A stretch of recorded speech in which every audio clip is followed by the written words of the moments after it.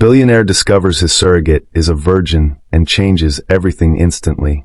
The rain came down in thin, silvery threads against the glass walls of the penthouse, blurring out the jagged skyline of Manhattan. Inside, Gabriel Laurent stood perfectly still, one hand buried deep in his pocket, the other holding the pale, trembling sheet of paper that had just rewritten the rules of his life. It was supposed to be a simple arrangement. A legal contract. A business transaction dressed in clinical language and notarized signatures. No emotions. No attachments. No history. And yet, the moment his eyes traced that single line in the medical file, his pulse slammed hard against his ribs. Patient is a virgin. For a long moment, the billionaire investor stared at the words as if they might rearrange themselves into something logical, something expected. But they didn't. Her name was Amelia Hart. 24. A quiet artist from a coastal town in Maine. Chosen for her flawless health, impeccable background, and apparently, a choice that most people in the modern world would call old-fashioned, even naive. But for Gabriel, it meant something else entirely, something dangerous. He could still remember their first meeting 3 weeks ago, in the sterile white office of the fertility clinic. She had been nervous, her hands folded in her lap, her eyes, soft hazel with flecks of gold, flitting to him only once before darting away again. She didn't look like the other candidates, the ones who were polished, confident, practiced at charm. She looked untouched. Untouched in a way that wasn't just physical, but emotional. And now, with this revelation, he couldn't shake the question clawing at his mind. Why would a woman like that choose this, carrying the child of a stranger, for money she could have earned in a dozen safer ways? His phone buzzed against the marble counter, jolting him out of the spiral. It was his attorney, reminding him that contracts were ironclad and schedules were already set.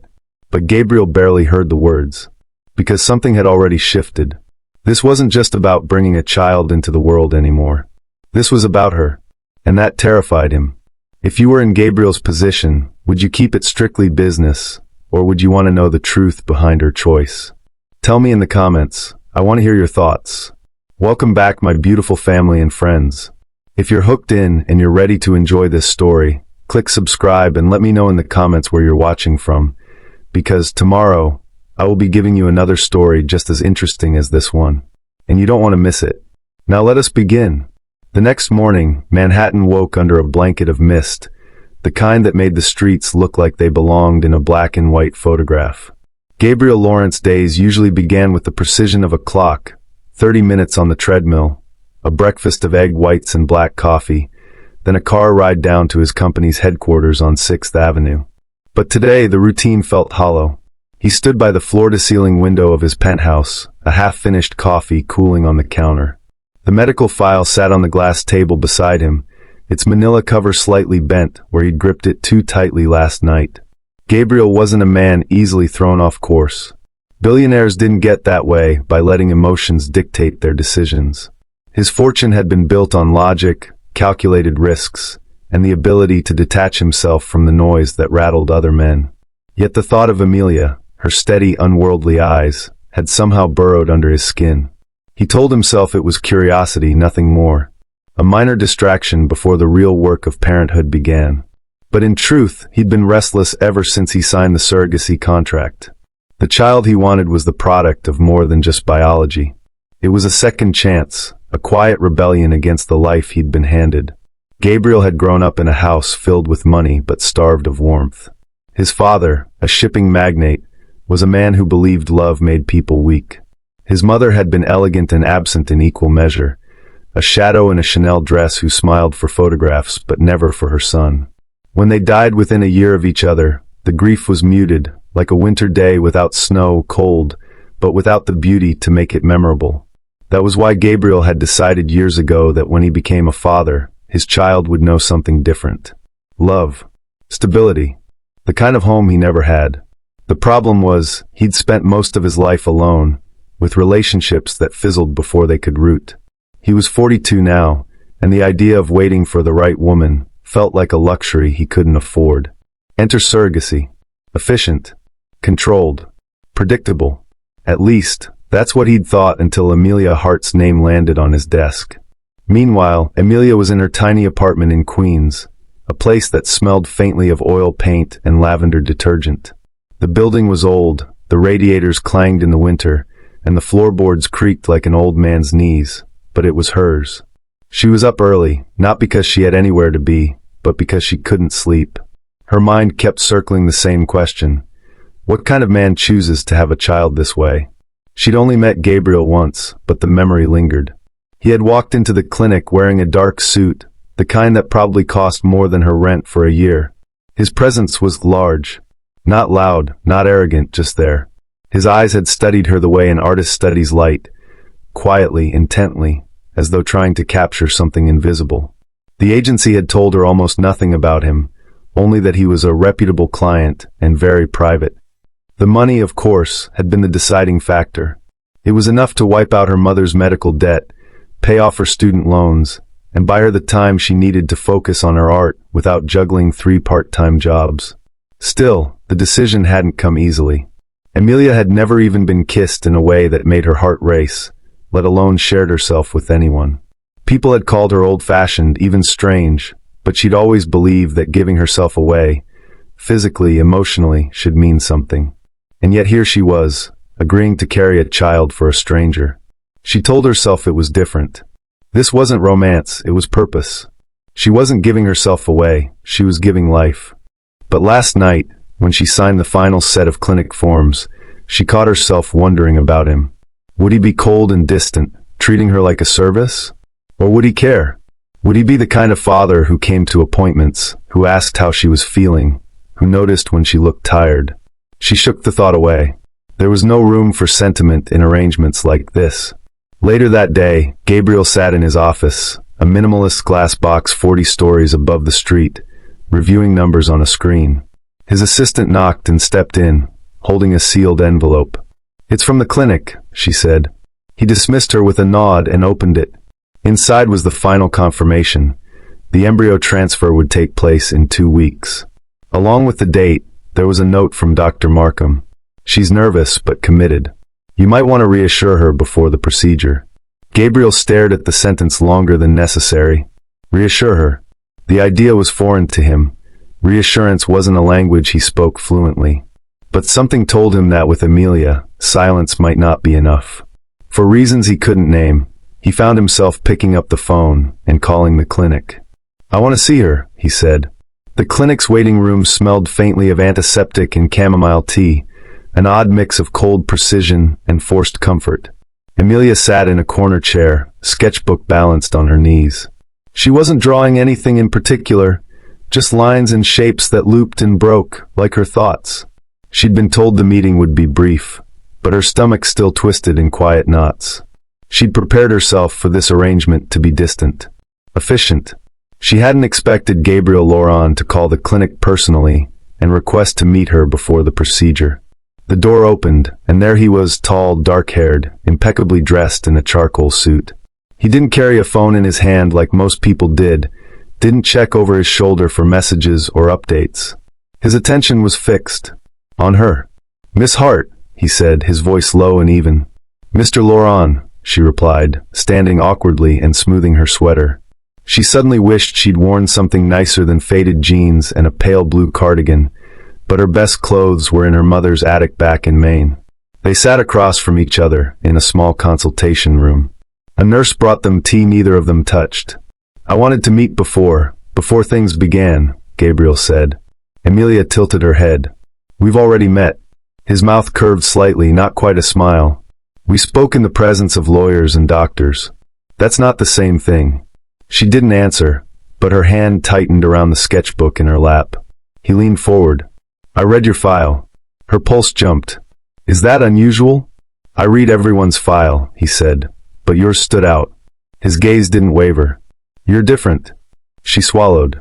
"I suppose that's a polite way of saying I'm inexperienced." "Not inexperienced," he said quietly. "Untouched." The word sat between them, charged. Emilia's cheeks warmed, and she looked down at her sketchbook. "That's not relevant to the procedure." "Medically?" "No. But it's relevant to me." "Why?" she asked, her voice sharper than she intended. Gabriel's eyes softened just a fraction. "Because I don't want this to feel like a transaction." "Not entirely." I don't want you to be just a vessel. If you agree, I'd like to be present. At appointments. I'd like to make sure you're cared for. Emilia frowned. You don't need to do that. The contract. I know what the contract says, he interrupted gently. But I'm not here to follow it to the letter. I'm here to create a life. My child. And you're part of that story now, whether you want to be or not. She looked at him then, really looked at him. Beneath the perfect suit and the controlled tone, there was something unexpected in his expression. Something almost fragile. I don't know what you're expecting from me, she said finally. Nothing more than honesty, he replied. And maybe a little trust. Trust. The word lodged in her chest like a splinter. Trust had never come easily to her. Not since her father walked out when she was 10, leaving her mother to work 2 jobs and still fall behind on the bills. Trust meant giving someone the power to disappoint you. Still, there was something in Gabriel's voice, steady, unflinching, that made her wonder if this was different. That night, Emilia stood by her window, watching the Queen's streets glisten with rain. She thought about the way he had looked at her in the clinic, direct, but not invasive. Curious, but not cruel. It wasn't attraction exactly. It was intent, and it unnerved her. She picked up her phone twice to call her mother, but stopped each time. Her mother was recovering from another round of treatments, and the last thing Emilia wanted was to make her worry.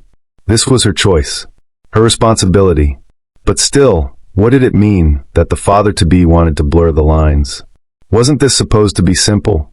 Across the river, Gabriel sat in his penthouse, nursing a glass of something amber and expensive. He replayed the conversation in his mind, the way her eyes had flickered between suspicion and something softer.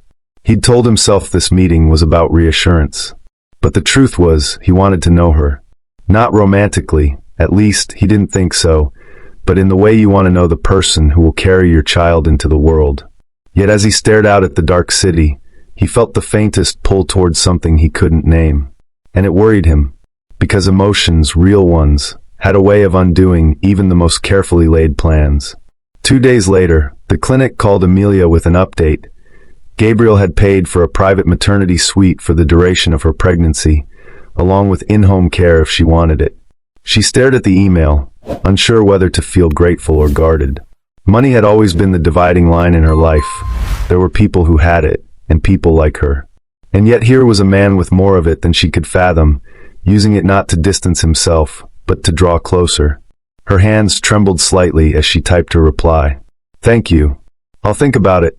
The embryo transfer was set for the following week, and the days leading up to it moved in a strange rhythm. Half clinical precision, half unspoken questions. Gabriel found himself carving time out of his overloaded schedule to stop by the clinic. It wasn't something he planned, but more like something he was pulled toward. He told himself it was to stay informed, but the truth was he wanted to see Emilia again. On Tuesday afternoon, he walked into the clinic and spotted her in the blood work area, a blue tourniquet wrapped around her arm as a nurse prepared the needle. She didn't see him at first. Her attention was on the ceiling, lips moving silently, as if she were counting. The nurse stepped away to label vials, and Gabriel approached. You hate needles. She startled slightly, turning her head. How did you? You were counting, he said, taking the seat beside her. People who aren't afraid of pain don't count.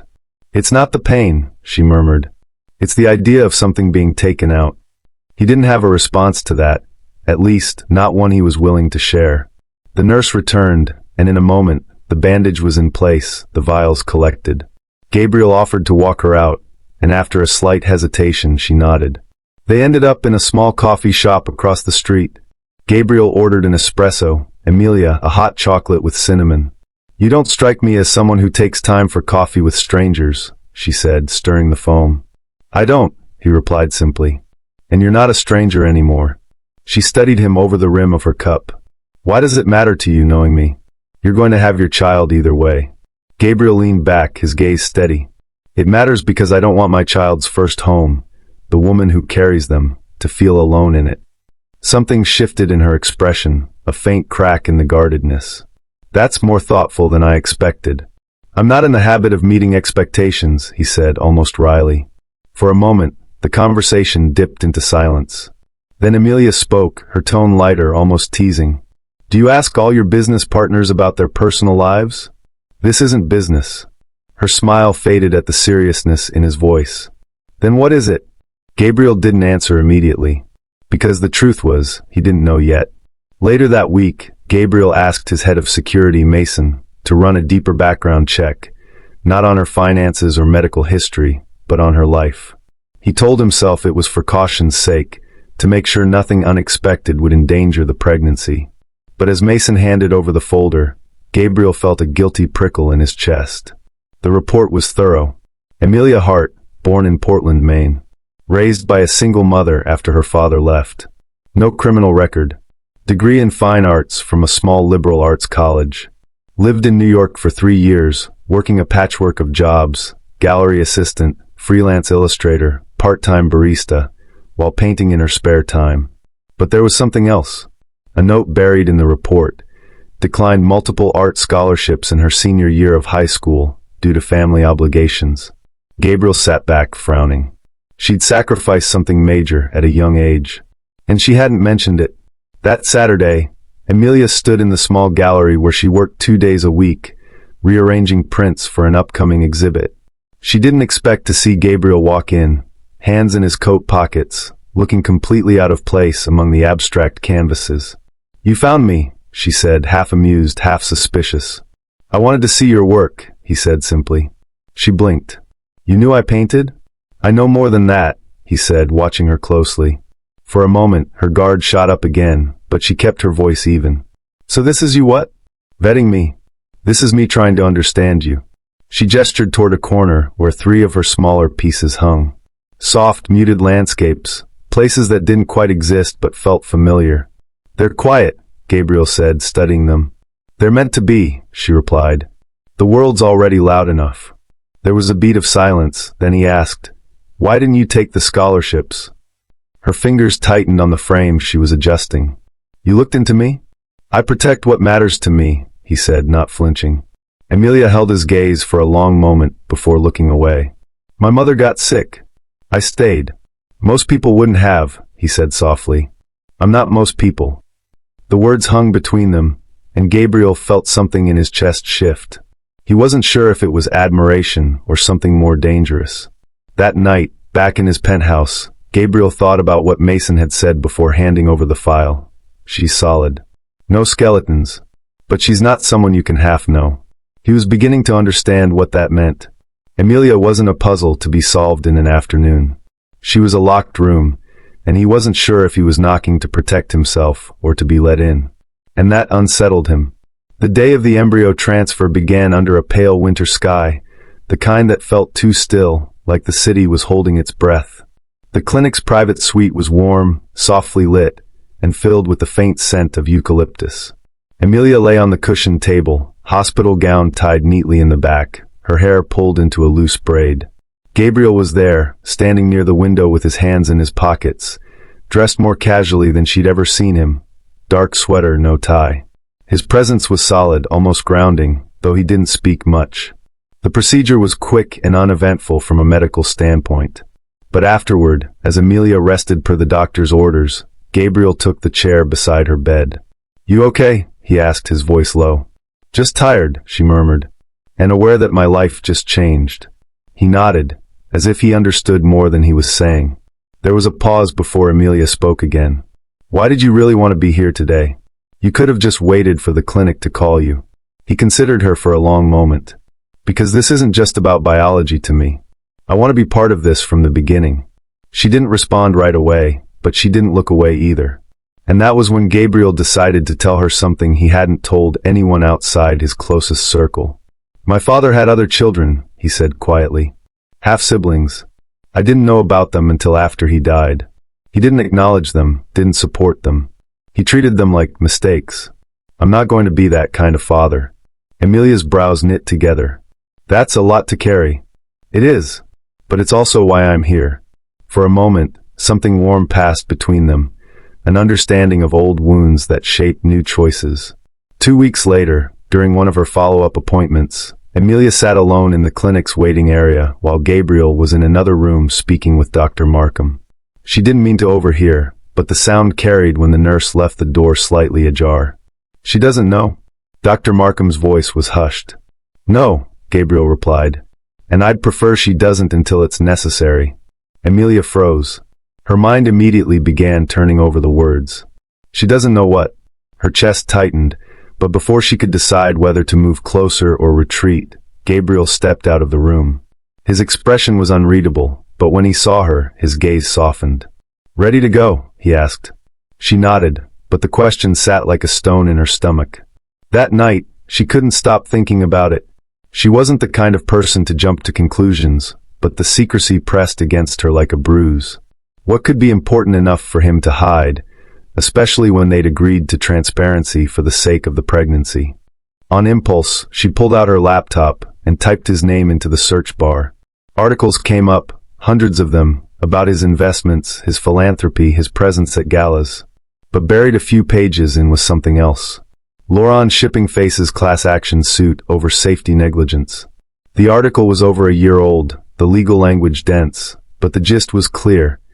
Several workers had been injured in an accident on one of his father's ships, and the company had allegedly delayed compensation. Gabriel had settled the suit quietly after his father's death. But that wasn't the part that made her hands go cold. The last paragraph mentioned a trust, set up for future beneficiaries of the Laurent estate. And among the names listed, hers appeared. Hart, Amelia. Her heart thudded painfully. She hadn't even met Gabriel when this trust was formed. How could her name already be there? The next time she saw him, they met at the gallery after closing. He'd called ahead, saying he had something important to tell her. She didn't waste time. Why is my name in a trust you set up over a year ago? His expression flickered, surprise then resignation. He closed the gallery door behind him. I was going to tell you, he said. When? After I'd signed every contract and was too deep to walk away. It's not like that. Then what is it like? She demanded. Gabriel stepped closer, his voice measured but intense. The trust is for my child. Whoever carried them, before you were even chosen, would have their future secured. Your name is there because once you were selected, I wanted to make sure you were protected too. No matter what happened. Amelia's throat tightened. Protected from what? From me, he said simply. From my world. From the kind of people who would see you as leverage. The air between them felt heavy, dense with unspoken truths. She searched his face, looking for the telltale signs of manipulation. But what she found instead was something that looked dangerously like sincerity. Still, one question remained, sharp and unyielding. Why go to such lengths for a woman you barely know? She didn't ask it, not yet. But she knew the answer, when it came, would change everything again.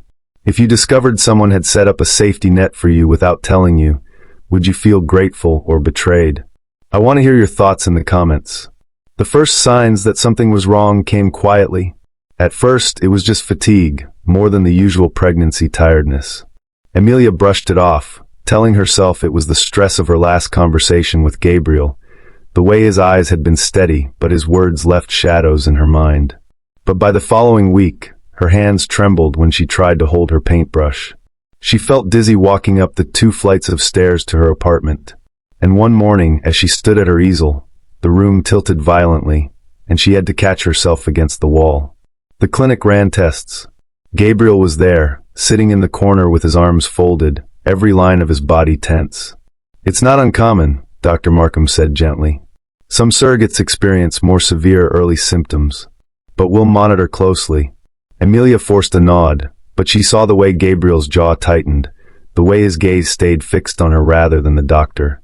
That night, Gabriel showed up at her apartment without calling first. He didn't look like the unshakable billionaire who owned half of Manhattan. He looked like a man who hadn't slept. You should be in the maternity suite, he said without preamble. With a nurse on call, not here. I'm fine, she insisted, though her voice lacked conviction. You're not fine. His tone was sharper now. And if something happens to you, he stopped himself, exhaling hard. If something happens, I don't know how I'm supposed to live with it. Her chest ached at the rawness in his voice, but she couldn't bring herself to yield. This is my life, Gabriel. My home. I'm not just moving into your world because you think it's safer. It's not about what I think, it's about what I know, he said, stepping closer. You don't understand how quickly things can turn, how ruthless people can be. And you don't understand that I can take care of myself, she shot back. The argument left a silence so heavy it seemed to press against the walls. Finally, Gabriel said more quietly, "You're not just carrying my child. You matter too." Her breath caught, but before she could respond, he was gone. 2 days later, things spiraled. Emilia had been walking back from the grocery store when she felt it, sharp, twisting pain low in her abdomen. She tried to steady her breathing, but it only worsened. By the time she reached her building, she was shaking. She called the clinic, and within minutes, Gabriel's driver was outside, practically lifting her into the car. At the hospital, the fluorescent lights seemed too bright, the air too cold. Dr. Markham's words blurred together, threatened miscarriage, strict bed rest, monitoring every day. Gabriel stood beside the bed, his hand on the rail, his expression unreadable, but his knuckles white. When the doctor left, he spoke without looking at her. "You're coming with me. Tonight." She wanted to argue, but for the first time, she didn't have the strength. The Laurent penthouse was nothing like her queen's apartment. It was all glass and steel and silent views of the city. The guest suite he put her in was larger than her entire home, with a balcony that overlooked the East River. He stayed near for the first few hours, sitting in the armchair by the window, phone forgotten on the table. But neither of them spoke much. Finally, when she drifted into a restless half-sleep, she heard him say softly, "I can't lose you."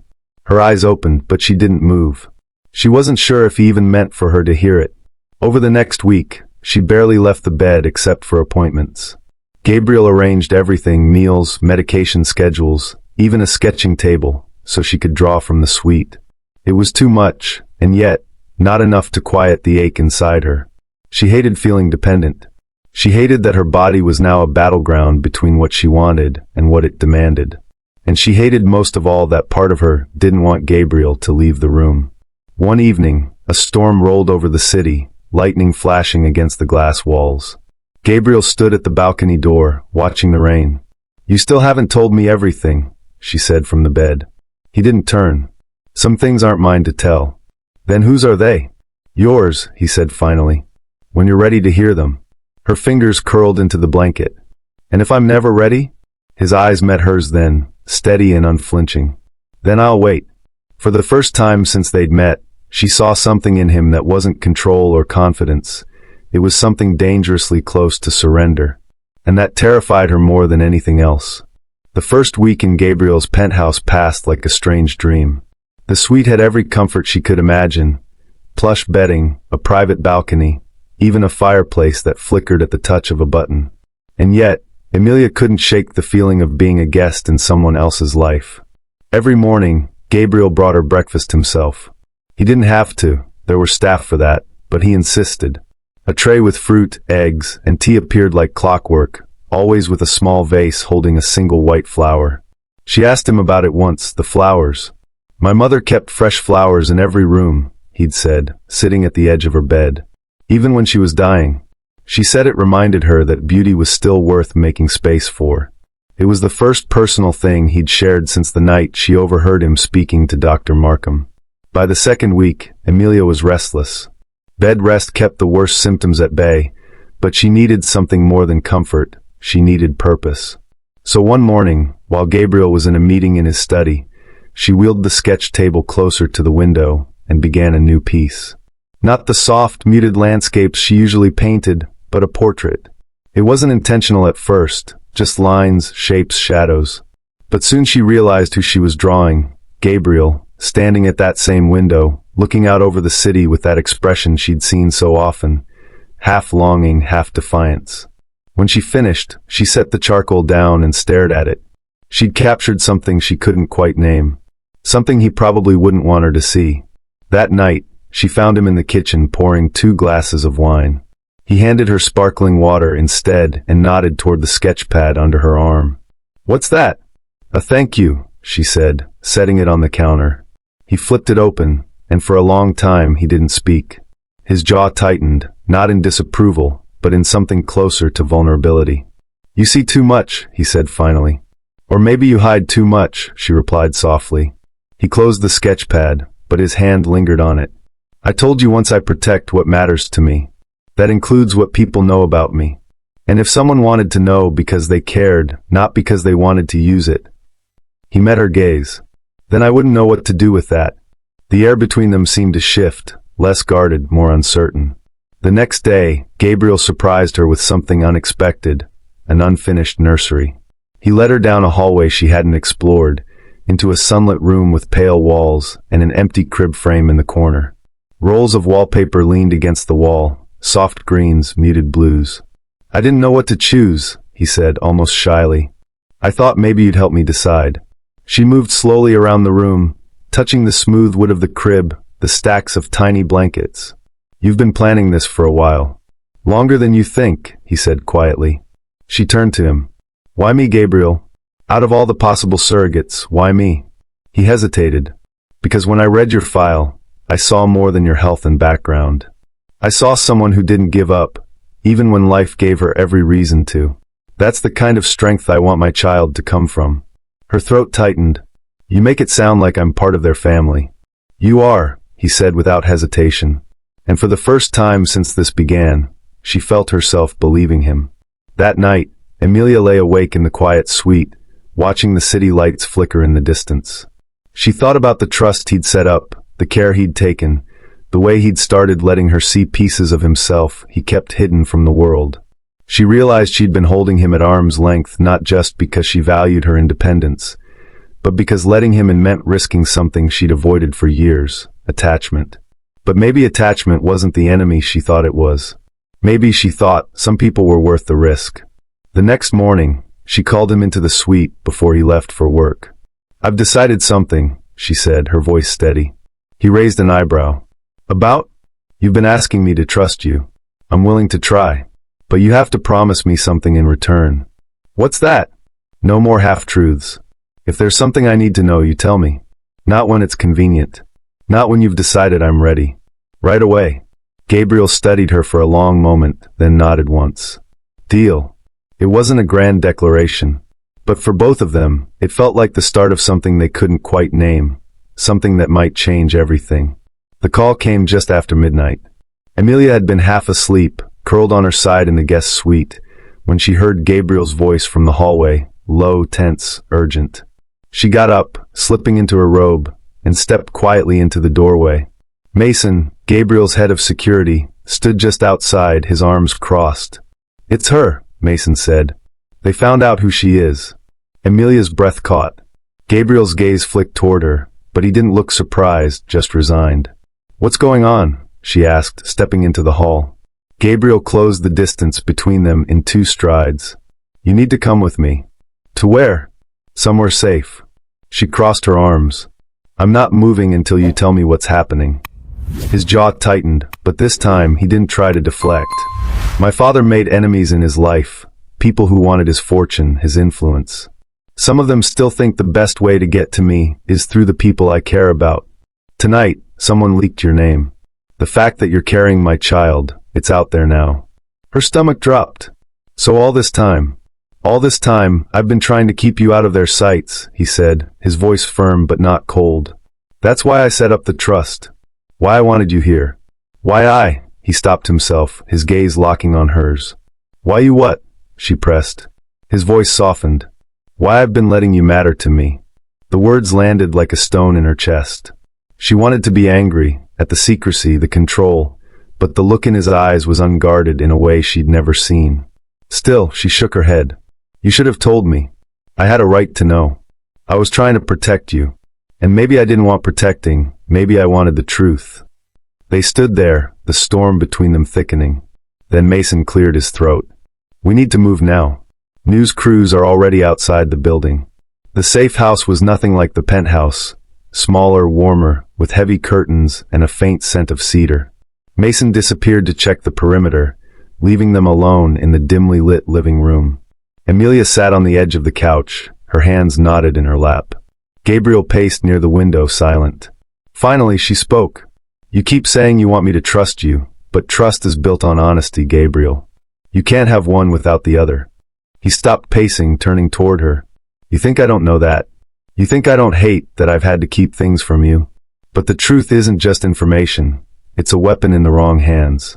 And there are a lot of wrong hands out there. She met his gaze. So you've been deciding for me what I can handle. Yes, he said without hesitation. Because if anything happened to you, his voice broke slightly. If I lost you or the baby because I told you too much, I couldn't live with myself. Something inside her shifted at the quiet, raw fear in his voice. For the first time, she saw not the billionaire who controlled every variable, but the man terrified of losing the only thing he'd ever truly chosen for himself. Gabriel, she said softly, you're not the only one who gets a say in this. He stepped closer, kneeling in front of her. Then say it. Tell me what you want. I want to be part of this, she said. Not just the pregnancy. This. Whatever your life is, messy, dangerous, complicated, I want to know. I want to decide for myself what risks I take. His eyes searched hers for a long moment. Then he nodded slowly. You're right. And then finally, he told her everything. About the lawsuit. About the half-siblings his father had hidden. About the old rivals who still lingered in the shadows, waiting for a crack in his armor.